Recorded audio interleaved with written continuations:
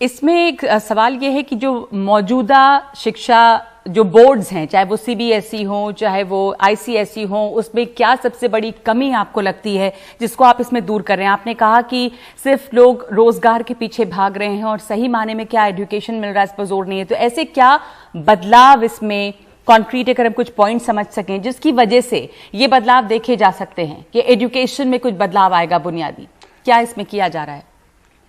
हमने पिछले 5 साल में एजुकेशन में जितनी खामियां देखी, जैसा मैंने कहा, उसमें यह था कि भाई सरकारी स्कूलों की बिल्डिंग अच्छी नहीं होती, हमने बिल्डिंग अच्छी कर दी। सरकारी स्कूलों को टीचर्स को एक्सपोजर नहीं होता, हमने Singapore, Finland, Hong Kong, Harvard, Cambridge सब जगह टीचर्स की ट्रेनिंग करा दी, ताकि आईएम से टीचर्स की, प्रिंसिपल्स की ट्रेनिंग करा दी, ताकि सब कुछ समझ सके, एक वर्ल्ड व्यू हमारे टीचर्स का बन सके।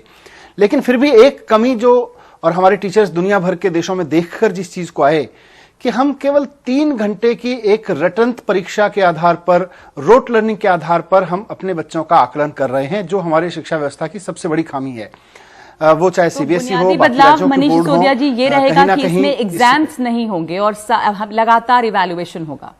नहीं, एग्जाम्स होंगे, एग्जाम्स तो होंगे सारे देशों में जिनकी मैं बात कर रहा हूं, या जो नया मॉडर्न एजुकेशन सिस्टम है उसमें अंत में एक टर्म एंड एग्जाम होता है, लेकिन वो इतना हाई स्टेक नहीं होता, लगातार बच्चे का इवैल्यूएशन होता रहता है और मल्टी डायमेंशनल होता है। अभी केवल रटने की योग्यता का मूल्यांकन होता है, एग्जाम होता है।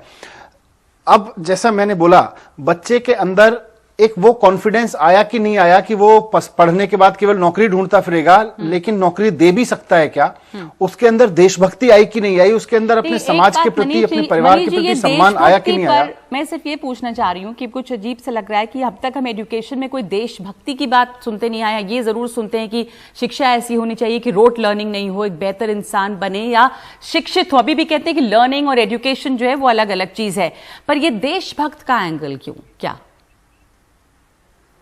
देशभक्ति का एंगल बहुत जरूरी है नगमा जी। अगर शिक्षित व्यक्ति देशभक्त नहीं है तो फिर पढ़ाई बेकार जा रही है। और जब मैं देशभक्त कह रहा हूं तो इसको हमें समझने की जरूरत है कि देश से प्यार करना कोई गलत काम थोड़ी है। देश के लोगों से प्यार करना, देश के सिस्टम्स को फॉलो करना। मैं बार बार एक बहुत कॉमन एग्जांपल देता हूं कि एक बहुत पढ़ा लिखा आदमी अगर रेड लाइट पर यह देखता है पुलिस वाला नहीं खड़ा तो मैं रेड लाइट जंप कर जाता हूं, तो उसके अंदर की देशभक्ति पे सवाल उठना चाहिए कि यार मैं कुछ लोग रेड लाइट पर खड़े, मैं ऐसे ही जंप कर जा रहा हूं। या वो पढ़ा लिखा आदमी जब ऑफिसर बनता है, नेता बनता है, तो कि हम एजुकेशन की बात कर रहे हैं, पर क्या मतलब देशभक्ति का मतलब अलग लोगों के लिए अलग है। पेट्रियोटिज्म, युद्ध में लड़ना, देशभक्ति क्या सिखाया जाएगा? इस देशभक्ति का क्या कोई अलग कोर्स होगा इसमें?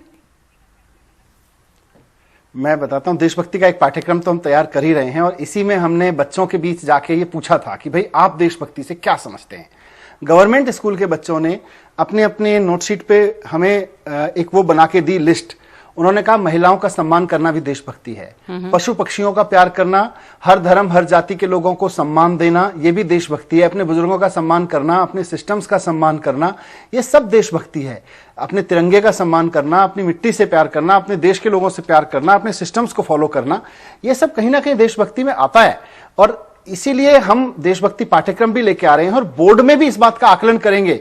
जब परीक्षा हो तो केवल ये नहीं हो कि आपको फिजिक्स के 4 फॉर्मूला ठीक से रट गए तो आप पास हो गए, नहीं। आपके अंदर महिलाओं के प्रति सम्मान बढ़ा कि नहीं बढ़ा, आपके अंदर ईमानदारी बढ़ी कि नहीं बढ़ी, ये सारी चीजें भी कहीं ना कहीं टेस्ट में होंगी।